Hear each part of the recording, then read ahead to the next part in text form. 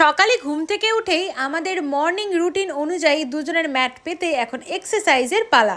মা আজকে তাড়াতাড়ি অফিস চলে গেছে, কিন্তু যাওয়ার আগে এই মাছগুলোকে ধুয়ে আলু আর পেঁপেটাকে সেদ্ধ করে মশলাটাকে তৈরি করে চলে গেছিলো অফিস। তো আমি হিসেব মতো একটা ঝোল বানিয়ে নিলাম, যার মধ্যে কিন্তু কাঁচকলাও ছিল, ভাতও রেডি হয়ে গেল। আর কুট্টুসকে দেখো খুব মজা পেয়েছে। অফিস তো যেতে হবে, তার আগে ওপর থেকে ঠাকুমার পাঠানো তরকারি এনে চললাম অফিস। সন্ধ্যেবেলায় বাড়ি ফিরে বর বললো চলো কিছু কাজ আছে, সেগুলো কমপ্লিট করে তারপরে আমরা যাই একটু ঠাকুর বাবার বিসর্জন দেখতে।